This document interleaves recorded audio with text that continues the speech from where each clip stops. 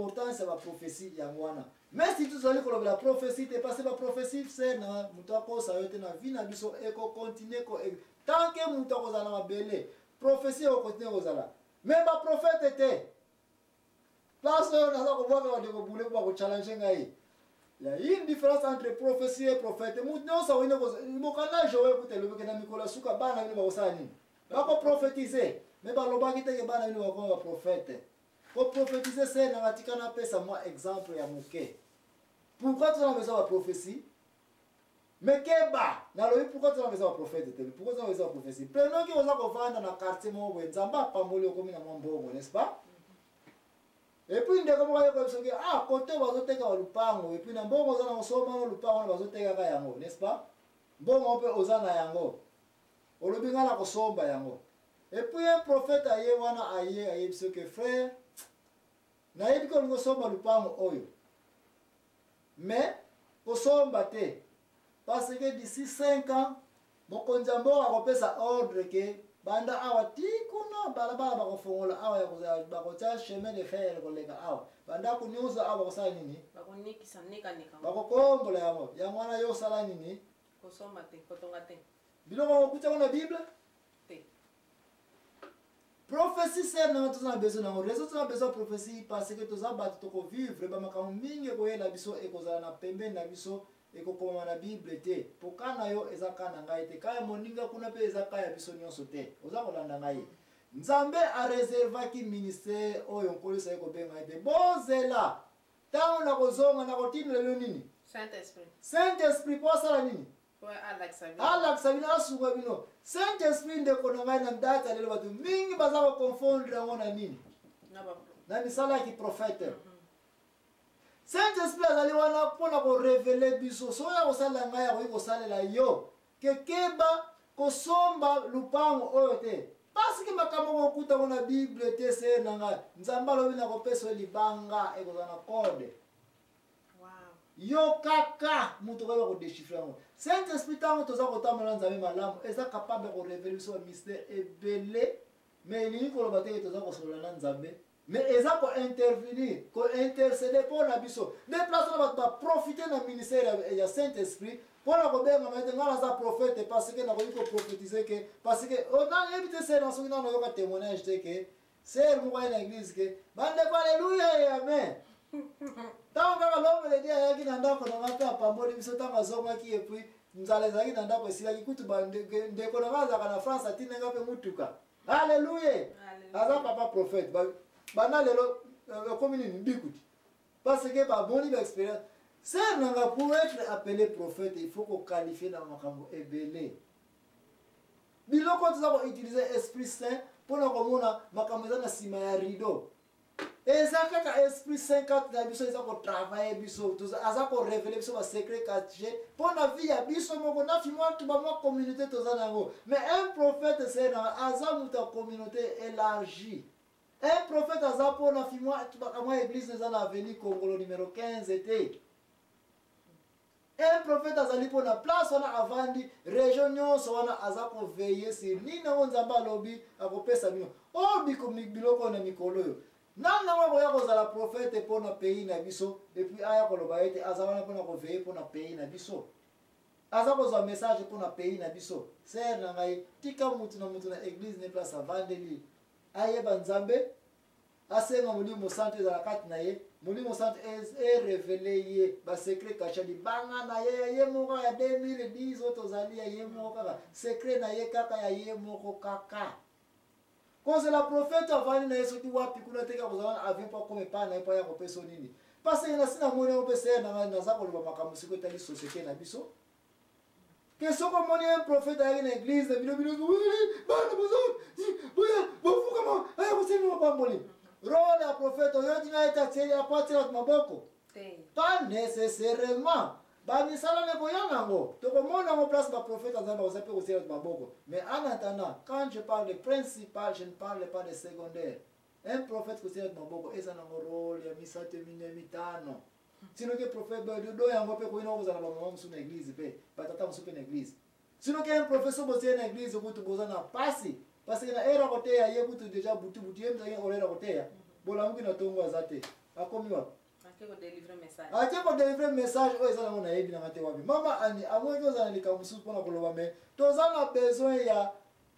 ya prophétie ya l'an 2000 oyo toza kovivre ya vie na ngai moko toza na besoin ya bible ya biso moko na mikolo selon vie na ngai kotamnaka nous n'avons pas besoin de prophète mais naza koya mama ani amoki oza na question mosusu na place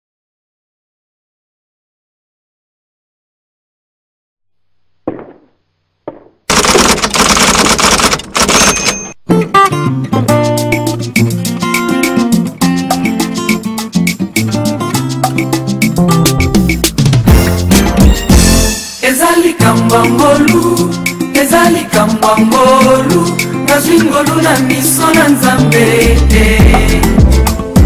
ezali kambangolu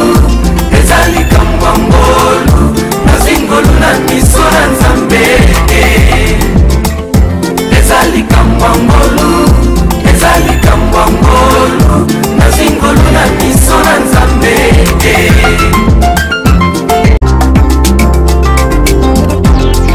ebele bazalaka maladi babengaka bango bakufa lobie lelo baza bonne sante mpona yesu oyo misusu bazalaka baselibatere lelo bazwa mabala ya malonga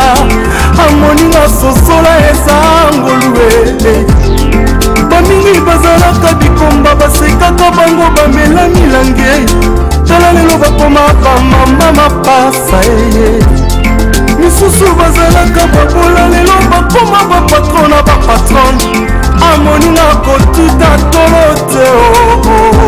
po ebele bazangi nzambe asepeli asala yongolu ya ofele yoleki baye bazala yango te na nini moninga sosola eza ngolu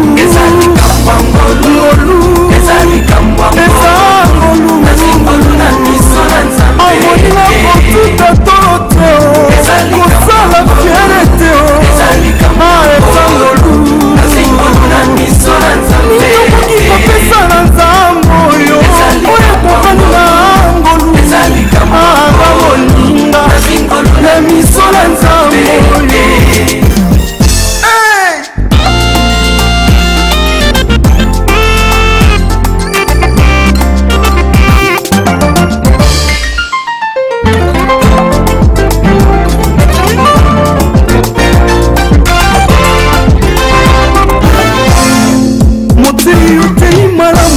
basepeli bapeti maboko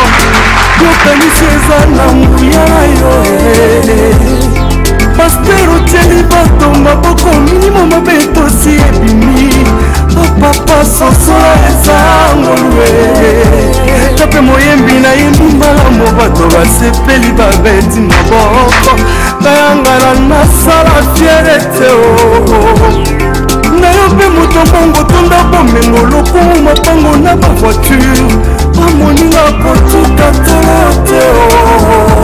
tala ebele bazangi nzamba sepeli asala yo ngolu ya ofele yoleki baye bazala yango te na ninyango ya motu ya tokoki kozwa na mokili ya se oyo euti na nzambe te oyebi nyonso ya malamu mpe makambo nyonso ya motuya euti na nzambe yende mopesi ya milona na baloni nzambe na nguya ipouvoir no besoin oyebi nyonso ya oyo toza likama koloba mpona ye soki tochange na page mosusu page noza yango olingi kotisanga toza na likambo mosusu olingi koloba non neti mpo baprofete ndenge oyo tozolobelaka ndenge nalobaki oyo baye bozwa bamituka bandaka minene minene toza koloba na bato